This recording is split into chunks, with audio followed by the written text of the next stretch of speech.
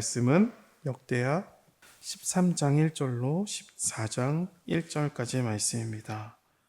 여로보암 왕 18째 해에 아비야가 유다의 왕이 되고 예루살렘에서 3년 동안 다스리니라. 그의 어머니의 이름은 미가야요 기브아 사람 우리엘의 딸이더라.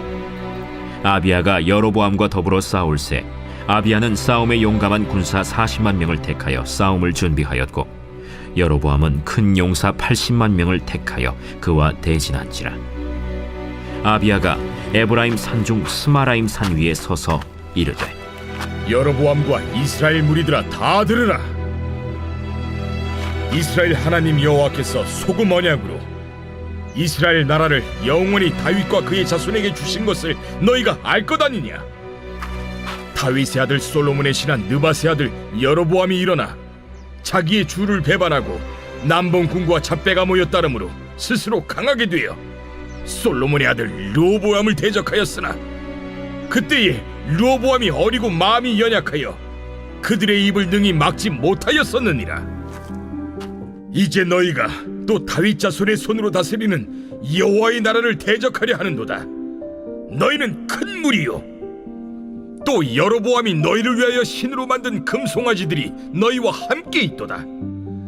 너희가 아론 자손인 여호와의 제사장들과 레위 사람들을 쫓아내고 이방 백성들의 풍속을 따라 제사장을 삼지 아니하였느냐.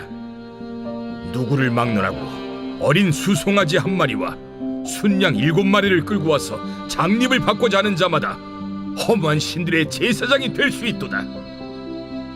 우리에게는 여호와께서 우리 하나님이 되시니 우리가 그를 배반하지 아니하였고 여호와를 섬기는 제사장들이 있으니 아론의 자손이요 또 레위 사람들이 수종들어 매일 아침 저녁으로 여호와 앞에 번제를 드리며 분향하며 또 깨끗한 상에 진설병을 놓고 또 금 등잔대가 있어 그 등에 저녁마다 불을 켜나니 우리는 우리 하나님의 여호와의 계명을 지키나 너희는 그를 배반하였느니라.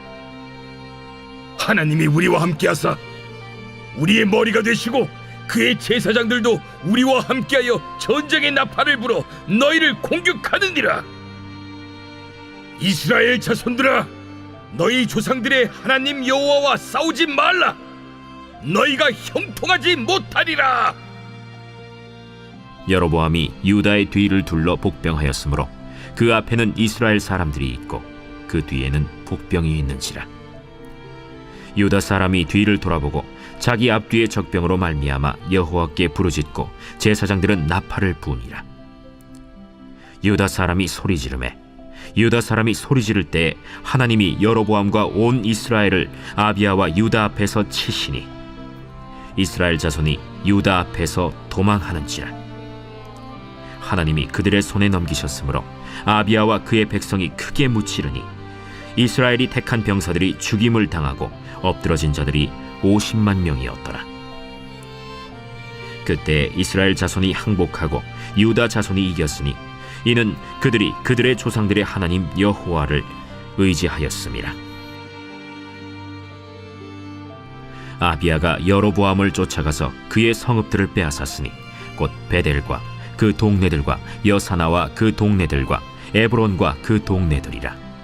아비야 때 여로보암이 다시 강성하지 못하고 여호와의 치심을 입어 죽었고 아비야는 점점 강성하며 아내 14을 거느려 아들 22과 딸 16을 낳았더라. 아비야의 남은 사적과 그의 행위와 그의 말은 선지자 iddo의 주석책에 기록되니라. 아비야가 그의 조상들과 함께 누움에 다윗성에 장사되고 그의 아들 아사가 대신하여 왕이 되니 그의 시대에 그의 땅이 10년 동안 평안하니라. 아멘. 네, 오늘 말씀은 남유다 왕인 아비야에 대해서 나오는 내용이고요. 이 오늘 역대하 13장 내용만 보면은 이 여호와를 의지한 왕으로 아비야가 기록되어 있죠. 그럼에도 불구하고 열왕기상 15장을 보면요, 15장 3절에 보면 아비야는 아비얌으로 이름이 나오고 그 왕은 악한 왕으로 평가가 됩니다. 그러니까 아비야라는 왕은 여호와를 의지한 경험이 있는 거죠. 그럼에도 불구하고 하나님의 은혜를 잊고 제 가운데 살면서 요 앞에 온전하지 못했던 사람이라는 거죠. 오늘 말씀의 배경은 역대하 12장 15절 마지막 부분에 르호보암과 여로보암 사이에 항상 전쟁이 있었다라고 하고 기록되어 있습니다. 남유다 르호보암 왕이 죽고 그 뒤를 이은 아비야 왕과 북쪽 여로보암 왕의 전쟁의 이야기라는 거죠. 13장 3절을 보면 아비야는 싸움에 용감한 군사 40만 명을 택하여 싸움을 준비하였고 여로보암은 큰 용사 80만 명을 택하여 그와 대진한지라 라고 되어 있어요. 북쪽 여로보암 왕이 아비야 남쪽 유다 왕을 향해서 80만 대군을 지금 끌고 왔고 남유다 왕에서는 40만 명. 그러니까 수적으로 보면은 북이스라엘이 그 여로보암 왕이 확실히 우세하게 지금 군사를 끌고 오고 있었다라는 거죠. 그럼 40만 대 80만. 군대 인원수만 중요하지만 군대의 질도 중요하잖아요. 특수부대 40만 명과 일반 부대 80만 명. 적지만 군사의 훈련도가 높은 곳이 승리할 수 있다라는 거죠. 근데 80만 명의 오합지졸, 40만 명의 정예에 부달하면 상황이 달라지는 거죠. 이 남유다의 군사질을 표현할 때 오늘 성경은요, 용감한 군사 40만으로 표현하고요. 북이스라엘의 군사는 큰 용사 80만으로 표현합니다. 용감한 40명, 그다고 큰 용사 80만 명으로 표현하고 있다라는 거죠. 근데 이 히브리어로 보면요, 이 용감하다는 말과 크다는 말이 사실 동의어가 됩니다. 그러니까 군사적인 질은 사실 같은 수준이다라는 표현을 할 수 있다라는 거죠. 여러분, 군사의 질이 같고요, 양은 2배가 차이 났다라는 표현을 하고 있다는 거죠. 그러면 이 전쟁은 상식적으로 북이스라엘 80만이 유일한 전쟁이고 80만 명이 데리고 있는 이 북이스라엘이 이길 수밖에 없는 전쟁이다라는 거죠. 그럼에도 불구하고 전쟁의 역사를 보면 늘 대군이 이기는 것이 아니라는 것을 우리는 알고 있습니다. 어떤 군사 전략에 따라서 또한 승패가 달라진다라는 거죠. 남유다의 군사 전략을 보면 북이스라엘을 이길 수 있는 전략을 사용했는가를 생각할 수 있다라는 거죠. 남유다 아비야 왕은 말로, 심리전이죠. 전략을 사용합니다. 상대의 그럴싸한 말 한마디로 병사들의 사기를 떨어뜨려 전쟁을 하기도 전에 승기를 잡을 수 있겠다는 생각을 한 거죠. 13절 5절을 보면 이스라엘 하나님께서 소금 언약으로 이스라엘 나라를 영원히 다윗과 그 자손에게 주신 것을 너희가 알 것이 아니냐라고 표현합니다. 여로보암 왕의 약점인 하나님 언약에 근거한 전통성에 대한 문제를 이야기하고 있다는 거죠. 이스라엘 하나님이 영원히 다윗과 그 자손에게 이 유다 백성의 땅 이스라엘을 줬다는 것, 여로보암도 알고 사실 북이스라엘도 알고 있습니다. 남유다가 모르는 것, 그런데 남유다 사람들이 모르는 것 하나가 있는데 열왕기상 11장에 보면 하나님께서 똑같이 다윗에게 언약한 것을 이 여로보암 왕에게도 약속을 하신다라는 거죠. 그러므로 정통성을 따져봐야 왕과 군사들에게 별 영향력이 없다라는 거죠. 또 8절을 보면 또 공격을 하죠. 이제 너희가 또 다윗 자손의 손으로 다스리는 여호와의 나라를 대적하려 하는도다. 너희는 큰 무리요 또 르호보암이 너희를 위하여 신으로 만든 금송아지들이 너희와 함께 있도다라는 거예요. 실제로 북이스라엘은 금송아지를 세웠죠. 그래서 9절을 보면 너희는 아론의 자손인 주님의 제사장들뿐 아니라 레위 사람들까지 쫓아냈고, 제가 좀 다른 번역으로 읽어드렸는데 새 번역으로 읽어드렸는데요. 너희는 아론 자손인 주님의 제사장들뿐 아니라 레위 사람들까지 내쫓고 이방 나라의 백성들이 하듯 너희 마음대로 제사장을 임명하지 않았느냐. 누구든지 숫송아지 1마리와 순양 7마리만 끌고 와서 성직을 맡겠다고 하면 허수아비 신의 제사장이 되는 것이 아니냐라면서 북이스라엘 제사장이 내쫓고 북이스라엘 가운데 있었던 진짜 하나님을 섬겼던 제사장을 다 내쫓고 그곳에 금송아지를 세우고 제사장을 세우는데 숫송아지와 양 7마리만 줄 수 있는 형편이 되면 누구든지 그 금송아지를 섬기는 제사장이 될 수 있었다라는 거죠. 그럼에도 불구하고 그럼 남유다는 하나님의 나라라고, 여호와 하나님의 나라라고 할 수 있는 나라였는가를 보면 아비야의 아버지 솔로몬의 아들 르호보암이 한 것을 보면 역대하 12장 1절에 보면 르호보암의 나라가 견고하고 세력이 강해짐에 그가 여호와의 율법을 버리니 온 이스라엘이 받은지라라고 되어 있어요. 그러니까 르호보암은 여호와의 율법을 버렸다라고 나오는 거죠. 여호와를 버린 사람, 하나님을 버리고 하나님의 말씀을 버렸던 사람이라는 거죠. 그의 아버지 또 그의 아들인 아비야도 그렇게 별반 다르지 않은 사람이었다라는 거죠. 그러므로 남유다가 자기만 여호와의 나라, 하나님 나라가 이스라엘 남유다라는 이 사실은 별로 효과가 없는 공격이었다라는 거죠. 더 치명적으로 이 아비야의 군대는 정보와 경비에도 문제가 있었다라는 거예요. 경계 근무를 제대로 쓰지 못했어요. 적군이 복병을 두르는 것을 모르고 있었다라는 거죠. 13절을 보면 여로보암이 유다의 뒤를 둘러 복병하였으므로 그 앞에는 이스라엘 사람들이 있고 그 뒤에는 복병이 있는지라라고 되어 있어요. 남유다의 정통성이니 하나님 나라니 이렇게 막 떠들어야 때 북이스라엘은 이 여로보암은 남유다 주변으로 복병을 세웠다라는 거죠. 군사도 더 많고요.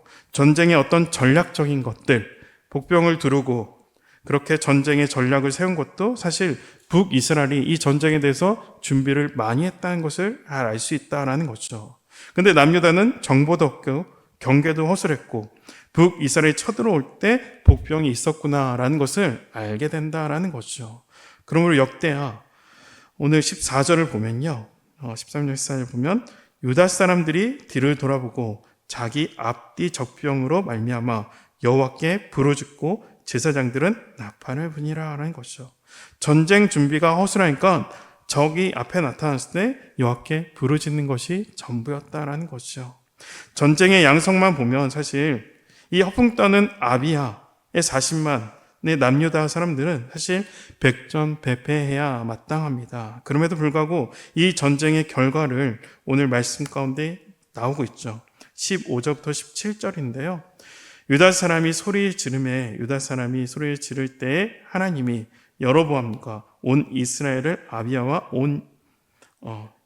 아비야와 유다 앞에서 치니 이스라엘 자손이 유다 앞에 도망하는지라 하나님이 그들의 손에 넘기셨으므로 아비야와 그 백성이 크게 무찌르니 이스라엘이 택한 병사들이 죽임을 당하고 엎드려진 자들이 50만 명이었더라라고 되어 있습니다. 그들은 싸우지도 못하고 소리를 지르고 나팔을 분 게 사실 다였다라는 거죠. 전쟁에 어떤 전술도 없었습니다. 그럼에도 불구하고 전쟁의 결과가 여호와가 이 여로보암 온 이스라엘을 쳤다라는 것이죠. 분명 아비야는 군사들이 80명 중에 50만이 죽었다라는 것이죠. 모든 면에서 분명히 질 수밖에 없는 아비야지만 아비야가 승리했다라는 것이죠. 승리의 원인이 18절에 나오는데 그들의 조상의 하나님 여호와를 의지했다라고 나온다라는 거죠. 바로 그는 남유다 사람들, 이 아비야는 올바른 예배를 드림으로 여호와를 의지했음을 알 수 있습니다. 오늘 말씀의 10절로 11절을 보면요. 우리에게는 여호와께서 우리 하나님이 되시니 우리가 그를 배반하지 아니하였고 여호와를 섬기는 제사장들이 있으니 아론의 자손이요 레위 사람들이 수종을 들어 매일 아침 저녁으로 여호와 앞에 번제를 드리며 분향하며 또 깨끗한 상에 진설병을 놓고 또 금 등잔대가 있어 그 등에 저녁마다 불을 켜나니 우리는 우리 하나님 여호와의 계명을 지키나 너희는 그를 배반하였느니라 라고 되어 있어요. 하나님이 명령하신 예배를 남유다는 드리고 있었다라는 거죠. 하나님이 세우라라는 제사장을 세워서 그들의 인도를 받으면서 하나님께서 받으실 만한 예배를 그들은 드리고 있었다라는 것이죠. 반면 북이스라엘은 여로보암이 말씀드렸듯이 아무나 제사장을 세워서 마음대로 예배를 드렸습니다. 북이스라엘 예배는 하나님께서 받으실 수가 없었다는 거죠. 하나님이 명하신 아론의 자손 또 레위 사람들이 수종이 들고 말씀에 따라 예배한 모든 것이 여호와를 의지한 것으로 그렇게 하나님께서 봐주셨다라는 거죠. 그 제사 덕에, 그 예배 덕에 하나님의 기적을 맛보고 대승을 거뒀다라는 거죠. 여호와를 의지하는 것과 예배는 연결되어 있다라는 거죠. 여호와를 의지하는 자가 결국 온전한 예배를 드릴 수 있고요. 여호와를 의지하는 자가 받으실 만한 예배를 드릴 수 있고, 여호와를 의지하는 자가 예배자라는 거죠. 두 번째는 여호와를 부르짖음으로 의지했습니다. 14절에 보면 유다 사람이 뒤를 돌아보고 자기 앞뒤 적병으로 말미암아 여호와께 부르짖고 제사장들은 나팔을 분다라고 되어 있어요. 여러분, 갑작스러운 위기에 처하면 여러분 우리가 여호와를 부르짖을까요? 인생에 어려운 문제가 오고 어떤 문제가 터질 때 우린 다 100% 여호와를 부르짖는가? 세상 사람들은 부르짖지 않죠. 어떻게 하면 내가 살 수 있을까? 먼저 머리를 굴리고요. 다른 것 의지하고 사람을 의지하고 또 물질을 의지하는 것이 세상입니다. 그럼에도 불구하고 아비야가 여호와께 부르짖었다는 것은 여호와를 의지함으로, 그렇게 여호와를 찾으며 부르짖으며 기도했다라는 것이죠. 결국 남유다는 전쟁에 아무런 준비를 하지 못했지만 예배와 기도가 이 전쟁의 승패를 만들었다라는 거죠. 그럼에도 불구하고 이 아비야는 말씀드렸듯이, 서두에 말씀드렸듯이 11기 15장 3절에 그의 아버지가 이미 행한 모든 죄를 행하고 그 마음에 그의 조상 다윗의 마음과 같지 아니하며 그 하나님의 옆에 온전하지 못하였다는 부정적인 평가를 받았다라는 것이죠. 아비야는 초창기 위기 때, 오늘의 전쟁 때에 여호와를 찾고 의지했습니다. 그러나 나름 살만했을 때 더 이상 그는 주님께 기도하지 않고 예배하지 못했다라는 것이죠. 한두 번 기도응답에 만족하고 안주하면, 급할 때만 잠깐 하나님 찾으면 우리의 결말은 여호와 앞에서 온전하지 못할 수 있다라는 것이죠. 여러분, 급할 때 한두 번 여호와께 부르짖고 찾지만 문제가 해결되고 좀 살만하면 결국 아비야처럼 하나님을 잊고 마음대로 살 때가 있다라는 거죠. 주님을 온전히 의지했을 때 하나님께서 일하실 수밖에 없었던 것을 우리는 오늘 기억해야 합니다. 오늘도 마음과 뜻과 정성을 다해 예배드리는 예배자가 되게 하시고, 또 이 새벽에 부르짖으며 깨어 기도함으로 오늘 하루도 승리하는 저와 여러분 되시기를 축복합니다. 기도하겠습니다. 하나님 아버지, 감사합니다. 하나님, 오늘 이 아비야라는 왕을 통해서 다시 한번 바라보게 합니다. 우리의 예배와 우리의 기도를 다시 한번 보게 됩니다. 우리는 아비야처럼 급할 때 주님을 찾습니다. 그러나 위기가 지나고 나면 또 주님을 온전히 의지하지 못하는 그런 악습관도 우리에게 있음을 다시 한번 봅니다. 하나님, 우리에게 오늘 이 말씀을 통해서 깨닫게 하시고 다시 한번 더 주님 앞에 예배하고 더 주님께 기도하라고 주신 말씀으로 받아 오늘 다시 주님을 부르짖고 오늘 다시 주님을 기도하며 예배자의 삶을 살아드리는 저희들 될 수 있도록 인도하여 주시옵소서. 감사드리며 예수 그리스도 이름으로 기도드립니다. 아멘.